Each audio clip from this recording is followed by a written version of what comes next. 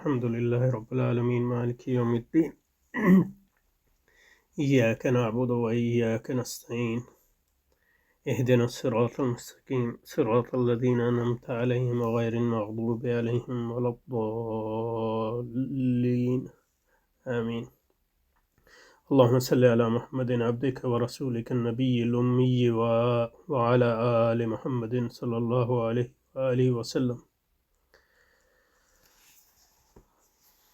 غلط فہمی کا اصل سبب عرب میں جب قرآن پیش کیا گیا تو اس وقت ہر شخص یہ جانتا تھا کہ اللہ کی کیا معنی ہے اور رب کسے کہتے ہیں، کیونکہ یہ دونوں لفظ ان کی بول چال میں پہلے سے مستعمل تھے. اس پہ بات کر چکے ہیں.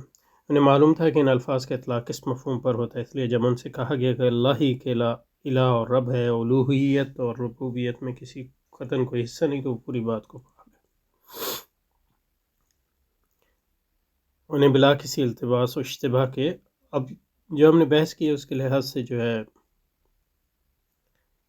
اس ضمن میں جو بات یاد رکھنی چاہیے وہ تین مختلف چیزیں ہیں جو مولانا یہاں کم از کم نہیں کہہ رہے. یعنی جب ہم یہ اس بحث کو الہ رب دین اور عبادت، اس میں جو چیز دیکھنے کی ہے وہ یہ ہے کہ ان اصطلاحات کے شرعی معنی کیا ہے. یہ سب سے شرعی معنی آپ کو کہاں سے پتہ چلیں گے؟ قرآن مجید سے، خود قرآن مجید سے اس کا کانٹیکسٹ ہے، احادیث شریفہ سے، عقائد کی کتابوں سے، فقہ کی کتابوں سے وغیرہ، تصوف کی کتابوں سے یہ شرعی معنی. اور عرفی معنی مطلب یہ ہے کہ اس زمانے میں عرب کیا معنی لیتے تھے، تو یہ آپ کو ادب کی کتابوں میں ملے گا اور دوسری کتابوں میں مل جائے گا شریعت. اور الہ رب اور دین اور عبادت کے لفظی معنی کیا تھے، لغت میں اس کے کیا معنی تھے، تو اس کو آپ اشعار جاہلیہ اور جو ائمہ لغت ہیں، مثلا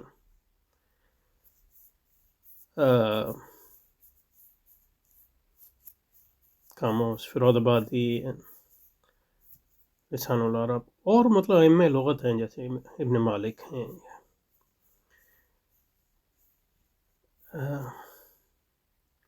سیبوے ہیں، یا دوسرے لوگ ہیں وغیرہ وغیرہ.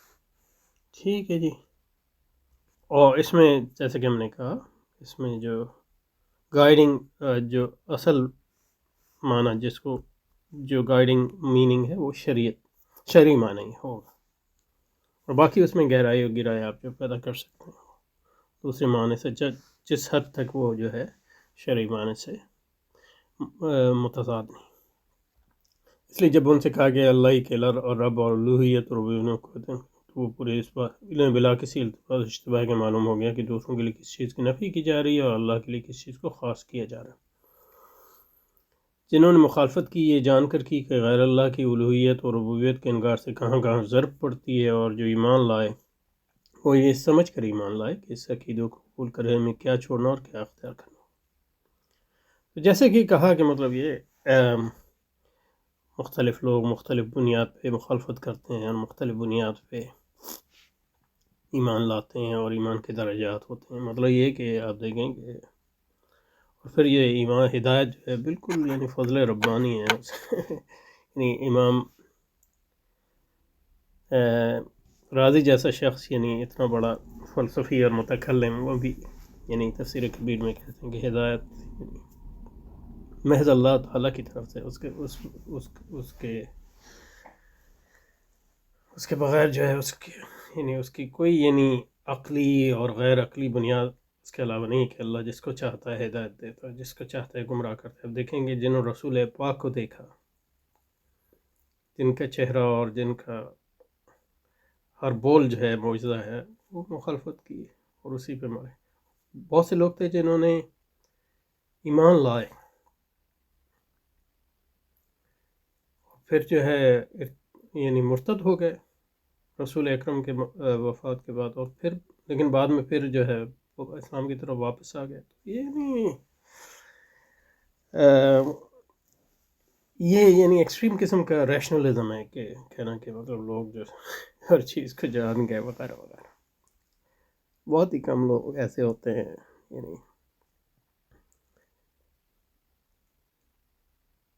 جو یعنی ایک ہی حلے میں جو ہے ہر چیز کو جان گئے اور ہر پہلو کو جان گئے. ورنہ مطلب یہ کہ زندگیاں صرف ہو جاتی ہیں.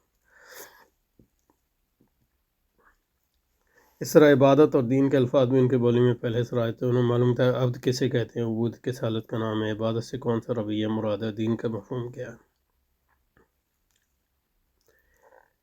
تو جیسے کہ یعنی اب بار بار اس کی طرف آئیں گے ہم کہ مطلب یہ ہے کہ عبادت کا معنی اور عبد کا معنی اور یہ سارے معنی ان کی لغت میں تھے، لیکن قرآن نے ان میں سے بہت سے معنی کو مخصوص کیا. مخصوص تخصیص جو ہے دو، یا تو مطلب یہ کہ ایسے ان کو معنی پہنائے جو ان کی لغت کے معنی سے محدود ہیں، یا ایسے معنی پہنائے یعنی جیسے حج اور صوم کا ہم نے دیکھا. حج اور صوم ان کی لغت میں لفظ تھے، لیکن قرآن نے ان کا ایک مخصوص معنی دیا جو لغوی معنی سے جو ہے کم وسیع ہے، یعنی محدود ہے اپنے اطلاق کے لحاظ سے. تو تحدید کی لغوی معنی کے، اور اس کو ایک خاص معنی دیا جو مطلب انہیں نہیں پتہ تھا. اور اس طرح مطلب صلاۃ کا جو معنی ہے اس میں وسعت دی، مطلب صلاۃ ان کے یہاں دعا کو کہتے تھے، لیکن قرآن وغیرہ وغیرہ. تو عبادت سے کون سا رویہ مراد ہے، یہ ان کو لغوی معنی اس کے پتہ تھے، لیکن شرعی معنی تو نہیں پتہ تھے. یعنی رسول پاک کو مخاطب کرتے ہوئے قرآن کہتے ہیں ما کنت تدری ما الکتاب. تو مطلب یہ کہ یہ تو 23 سال میں نازل ہوا، رسول پاک نے اس کی تعلیم دی، اس کی تشریح کی وغیرہ وغیرہ. تو اس طرح لوگ جانیں اپنے فہم کے مطابق، اور اپنے فہم کے مطابق ہی قیامت میں لوگ جو ہیں اٹھائے جائیں گے. اور اب لوگوں کے فہم جو ہیں اس کے درجات. عبادت سے کون سا رویہ اور دین کا کیا مفہوم ہے، اس لیے جب ان سے کہا سب کچھ بات چھوڑ اس پر اللہ کی بات کرو اور دین سے الگ ہو کر اللہ کے دین میں داخل ہو جائے تو انہیں قرآن کی دعوت سمجھنے میں کوئی غلط فہمی پیش نہ آئے. وہ سنتے ہی سمجھ گئے. یہ تعلیم ہمارے نظام، ہماری زندگی کے نظام میں کس نوعیت کے تغیر کی طالب ہے. یعنی آپ مطلب یہ ہے کہ کسی نئی چیز کو قبول کرتے ہیں، اور باقی جو ہے رسول پاک جب آئے تھے تو مطلب ملت ابراہیمیہ اور ملت اسماعیلیہ کی تجدید کے لیے آئے تھے عربوں کے ہاں. تو ان کے ہاں مطلب اس کی ایک صورت تو موجود تھی، روایت تو موجود تھی. تو اس لحاظ سے کہہ سکتے ہیں کہ لیکن وہ اس لیے کہ ان کے مس شدہ ہی سے ہی ابراہیمی روایات موجود تھیں، تو اس لحاظ سے ان کو سمجھنے میں آسانی تھی. یہ صحیح بات ہے. لیکن یہ کہ سنتے ہی پوری طرح سمجھ گئے، یہ بالکل غلط بات ہے. یہ کبھی نہیں ہوتا. جائے کہ مطلب قرآن پاک جس کے معنی یعنی آج تک جو ہے سمجھ میں آ رہے ہیں لوگوں کو نئے معنی، لیکن بعد کی صدیوں میں رفتہ رہے ان سب الفاظ کے اصل معنی جو نزول قرآن کے وقت سمجھے جاتے تھے بدل گئے. پہلی بات تو یہ ہے کہ یہ ایک دعویٰ ہے کہ وہ بدل گئے. دوسری بات یہ ہے کہ اس وقت جو معنی، کیونکہ اگر آپ یہ سمجھ رہے ہیں کہ وہ بدل گئے، بدلتے چلے گئے اور بدل گئے اور اس کی حفاظت نہیں ہوئی، تو یہ تو پھر مطلب یہ ہے کہ اس پہ یہ نہیں، آپ کا مطلب یہ نہیں ہے، لیکن یہ کہ کوئی اس سے یہ مطلب اخذ کر سکتا ہے، وہ پھر ایک گمراہ کن بات ہوگی. اور یہ منہاج جو ہے ایک پوٹینشلی گمراہ کن منہاج ہے، کیونکہ سب اصل الفاظ کے معنی جو ہے نزول سمجھاتے بدلتے چلے گئے. تو یہ مطلب قرآن کی حفاظت پر زیادہ آتی ہے، کیونکہ معنی کی حفاظت بھی اللہ نے اپنے ذمہ لی ہے. اور دوسری بات یہ ہے کہ قرآن کے معنی کی اس پہ منحصر نہیں ہے کہ عرب کیا سمجھتے ہیں. اور اس لحاظ سے مطلب یہ ہے کہ برصغیر پاک و ہند میں جو بہت سے دعاوی کیے گئے ہیں، مطلب یہ کہ یعنی جو بڑے بڑے مفسرین بھی ہوئے ہیں، جیسے مطلب یہ کہ حضرت امام فراہی صاحب ہیں، ان کے ہاں بھی کچھ اس قسم کی بات ملتی ہے. اور یہ پوری ایک عربزم کی تحریک جو ہمارے یہاں چلی جب مصر وغیرہ سے لٹریچر آیا 19ویں صدی میں، تو شبلی نعمانی صاحب اور ابوالکلام آزاد اور ان کے شاگرد وغیرہ، تو وہ عربزم جو ہے میں، تو یہ پیور عرب فہم کی طرف، اور یہ کہ عجم سے اختلاط کی وجہ سے جو ہے لوگوں کا جو ہے فہم عربی اور اس کا ذوق جو ہے وہ متغیر ہو گیا. تو کس حد تک تو وہ بات صحیح ہے، لیکن یہ کہ اس حد تک یہ نہیں اس کو اطلاق کرنا کہ کہنا کہ قرآن کے وقت جو سمجھے جاتے تھے وہ بعد میں نہیں سمجھے جانے لگے. تو یہ اگر اس دعوے کو جیسے کہ پہلے کہا لٹرلی لیں، تو اس سے قرآن کی حفاظت کی جو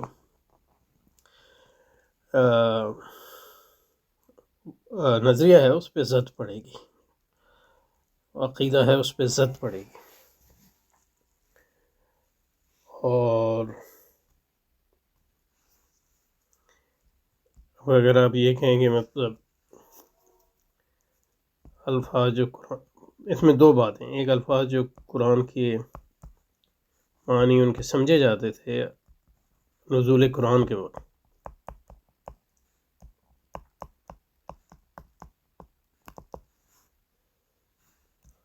وہ بدلتے چلے گئے. اگر آپ کا یہ دعویٰ ہے کہ وہ عام بول چال، عربی بول چال میں جو ہے بدلتے چلے گئے، تو وہ صحیح ہے، لیکن یہ کہ قرآن کا فہم عام عربی بول چال پہ منحصر ہی نہیں ہے. وہ جو نزول قرآن کے وقت معنی تھے وہ محفوظ ہیں علوم لغت میں. اور جو علوم لغت ہیں وہ چار ہیں، صرف ہے، نحو ہے، علم بلاغت ہے، اور علم لغت. اور علم لغت سے منسلک ہے علم عربی ادب اور شاعری وغیرہ. تو یہ جو علوم ہیں ان میں وہ محفوظ ہیں، جو جس حد تک آپ قرآن کے الفاظ و معانی جو ہے ہمیں قرآن کو سمجھنے کے لیے. اور ان علوم کی حفاظت تجدید جو ہے قرآن کی حفاظت تجدید کا حصہ ہے. اور یہ علوم جو ہے کبھی بھی جو ہے دنیا سے ہر روز جب سے مطلب یہ ہے کہ ان علوم کی تعلیم ہوتی ہے، یعنی چھوٹے چھوٹے ہمارے دیہاتوں میں یعنی بڑے بڑے علماء جیسے 40 سال انہیں کتابوں کو پڑھاتے ہیں. یعنی ہمارے جن کا عرب سے کوئی تعلق ہی نہیں ہے، وہ دور دراز کے لوگ، تو آپ پوچھے جائے کہ مطلب یہ کہ جہاں لوگوں کی بولی ہی عربی زبان ہے وغیرہ وغیرہ. اور دوسری بات یہ ہے کہ قرآن کے الفاظ کا جو فہم ہے وہ نزول قرآن کے وقت جو عربی معنی ہیں ان پر ایسا منحصر بھی نہیں ہے، کیونکہ قرآن جو ہے اور جو شریعت ہے ان کو اپنے معنی دیتی ہے، اور وہ معنی جو ہے علوم دینیہ میں محفوظ ہیں. تو یہ دو بات ہیں. تو اس لحاظ سے مطلب یہ قطعاً غلط بات ہے جو بھی کہہ رہے ہیں. یعنی جزوً یہ کہہ سکتے ہیں مطلب یہ کہ عام بول چال میں عربوں کے یہاں اس میں ہوتا ہے مطلب یہ کہ عربی زبان کے الفاظ آپ پائیں گے، عربی زبان کے الفاظ کلاسیکل عربی یعنی قرآنی عربی زبان کے الفاظ جو آج عربوں کے یہاں اس کا استعمال بالکل مختلف ہے، لیکن آپ دیکھیں گے کہ وہ استعمال مطلب فارسی میں اور اردو میں محفوظ ہے، یعنی اصل کلاسیکل. تو یہ مطلب لیکن یہ ہے کہ نہ وہ قرآن کا فہم جو ہے اردو کے فہم پہ منحصر ہے، نہ فارسی کے فہم پہ، نہ لوکل عربی ڈائلیکٹس پر. اس کا فہم جو ہے علوم قرآنیہ پہ منحصر ہے، اور وہ علوم قرآنیہ سارے محفوظ ہیں. لیکن بعد کی صدیوں میں رفتہ رفتہ ان سب الفاظ کے باطل معنی جو نزول قرآن کے وقت سمجھے جاتے تھے بدلتے چلے گئے، یہاں تک کہ ہر ایک کو اپنی پوری وسعتوں سے ہٹ کر نہایت محدود بلکہ مبہم مفہومات کے لیے خاص کر گیا. کیسے ہو سکتا ہے؟ اگر ایسا ہوا تو مطلب یہ کہ یہ رسول پاک کی رسالت پہ بھی زد آتی ہے، کیونکہ علماء اسلام جو ہیں رسول پاک کے وارثین ہی معنی میں ہے کہ آپ کی رسالت کے کام کی جاری رکھتے ہیں. اس کی ایک وجہ تو خالص عربیت کی ذوق کی کمی. مطلب خالص عربیت کیا چیز ہے؟ مطلب یہ مطلب خالص عربیت یہ مولانا ہمارے یہاں جو عربزم آیا ہے، کچھ وہابیت کی وجہ سے، کچھ عرب نیشنلزم کے 19ویں صدی میں جو مصر سے آیا، اور یہ مولانا شبلی نعمانی وغیرہ نے اس کو ندوہ بنایا انہوں نے، کیونکہ ان کے خیال میں مطلب یہ ہے کہ ہمارے مدارس میں ہے.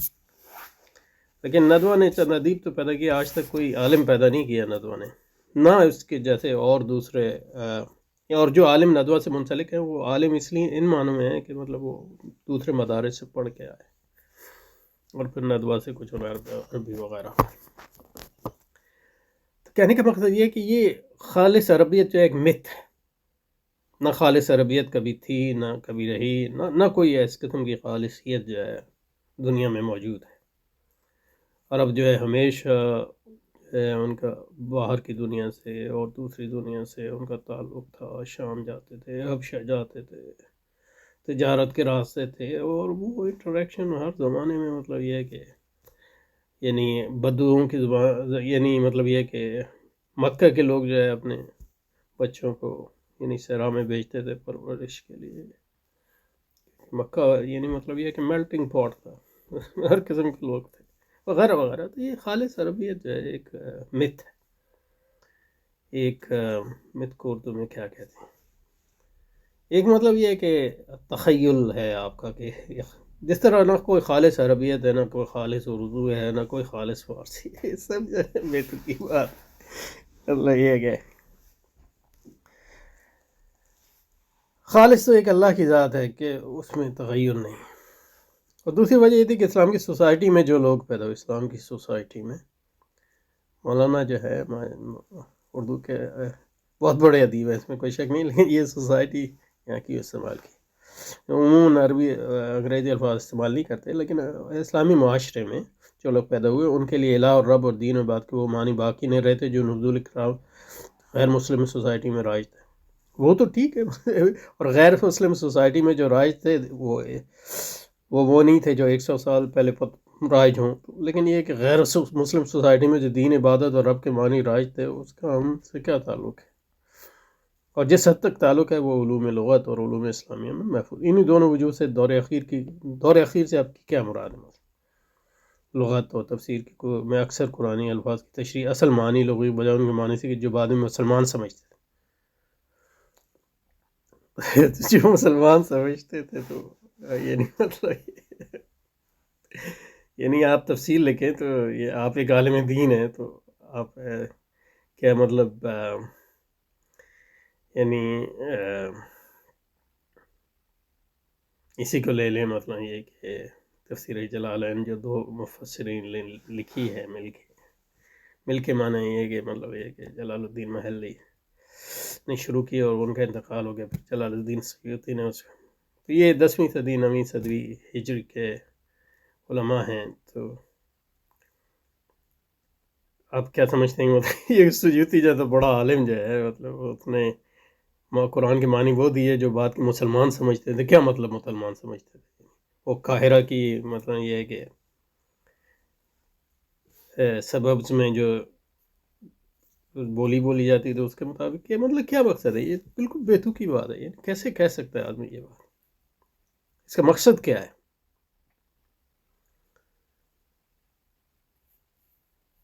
انہی تو وجود سے دور اخیر کی لغت تفسیر میں اکثر قرآنی الفاظ کی تشریح اصل معنی لغوی بجائے معنی سے کی جانے لگی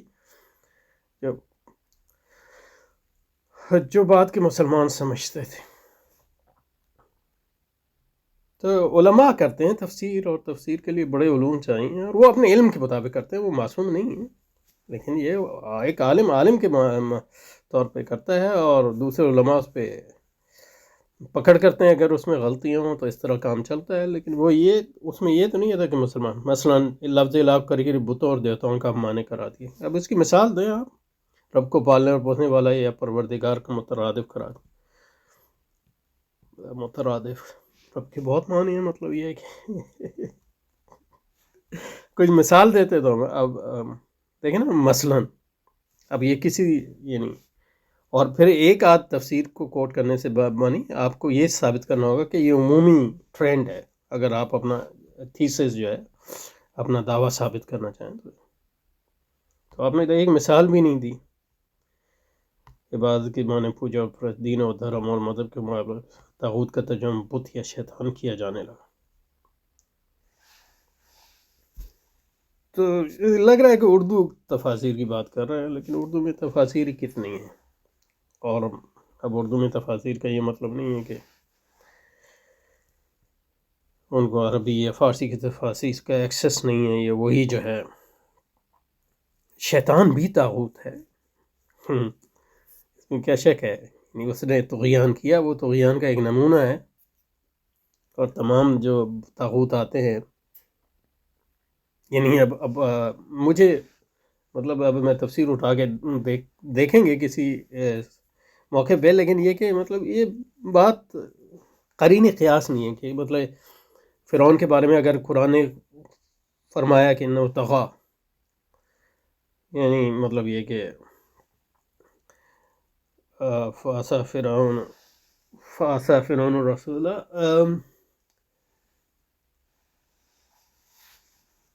اللهم صل على محمد انه طغى فقل هل لك الى ان تزكى. تو جب فرعون کے بارے میں مطلب یہ کہا گیا کہ اس نے طغیانی کی، تو کیا مطلب یہ کیا اس کا ترجمہ کریں گے کہ وہ شیطان، اس نے شیطنت کی؟ ایسا تو نہیں ہے، مطلب یہ سرکشی کی، یہ طغیان کا مطلب ہے عربی زبان میں.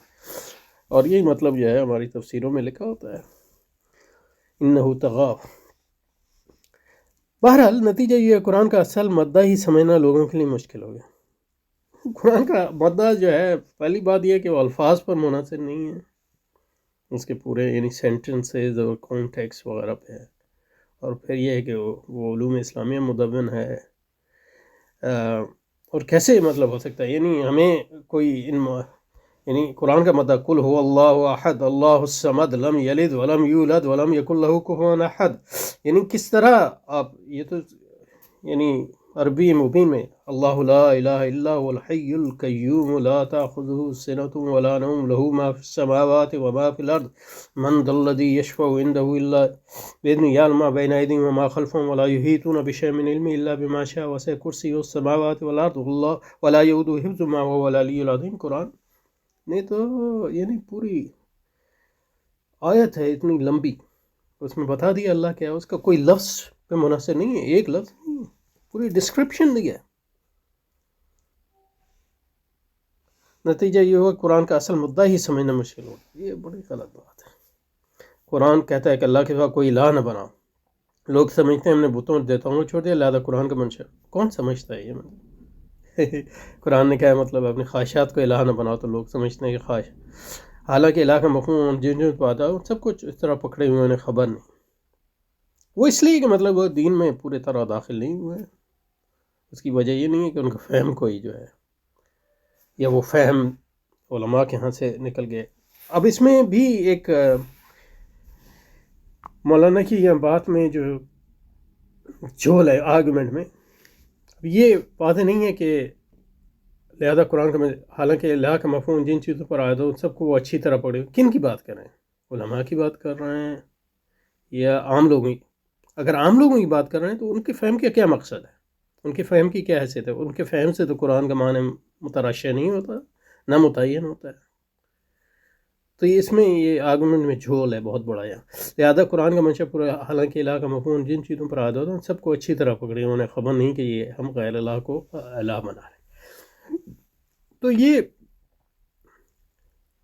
جو مولانا کی یہاں بات ہے وہ ایک واز کی سطح کی بات ہے یا پھر تصوف کی سطح کی بات ہے جس میں، لیکن انہوں نے اس کو ایک علمی قضیے کے طور پہ بنا دیا. اور وہ اس لحاظ سے جو ہے قرآن کہتا ہے کہ اللہ کے سوا کسی کو رب تسبیح، لوگ کہتے ہیں بے شک ہم اللہ کے سوا کسی کو پروردگار نبھا، لہٰذا ہماری توحید مکمل.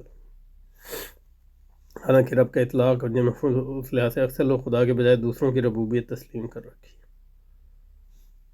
لیکن اس کا یہ مطلب لوگوں نے ہو سکتا ہے کیا ہو، یعنی اس کا مطلب یہ ہے کہ وہ انہوں نے قرآن نہیں پڑھا یا قرآن کو نہیں سمجھا یا اس دینی تعلیم کب ہو گئی. لیکن اس سے یہ کس طرح نتیجہ نکالا جا سکتا ہے کہ اس کی وجہ یہ ہے کہ قرآن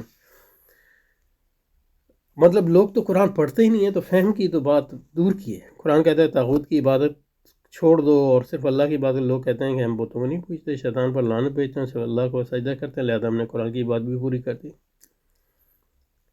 حالانکہ پتھروں کے بتوں کے سوا دوسرے طاغوتوں سے وہ چمٹے ہوئے ہیں۔ تو یہ کون کہتا ہے؟ یعنی مطلب عام لوگ کہتے ہیں تو ان کے کال کی تو کوئی حیثیت نہیں ہے، علماء کہتے ہیں تو بتائیے، اور پرست کسی دوسرے کی عبادت انہوں نے اللہ کے بجائے غیر اللہ کے لیے خاص کر رکھی۔ یہی حال دین کا ہے کہ اللہ کے دین کو خالص کرنے کا مطلب یہ سمجھا کہ آدمی مذہب اسلام قبول کر لے، ہندو یا عیسائی یہودی نہ رہے۔ اس بنا پر ہر شخص جو مذہب اسلام میں ہے یہ سمجھ رہا ہے کہ میں نے اللہ کے لیے دین کو خالص کر رکھا، اور حالانکہ دین کی وسیع تر لحاظ سے اکثریت ایسے لوگوں کی ہے جن کا دین اللہ کے لیے خالص نہیں ہے۔ تو مطلب اس اکثریت کا دین اللہ کے لیے خالص نہیں ہے اس لیے کہ اپنی خواہشات کو کے پیچھے چلتے ہیں، اور دین کا فہم کم ہو گیا۔ لیکن اس کا یہ مطلب نہیں ہے کہ قرآن کو سمجھنا ناممکن ہو گیا یا اس کے الفاظ بدل گئے یا معنی بدل گئے۔ اچھا جی، یہاں پہ رکتے ہیں، جاری رکھیں۔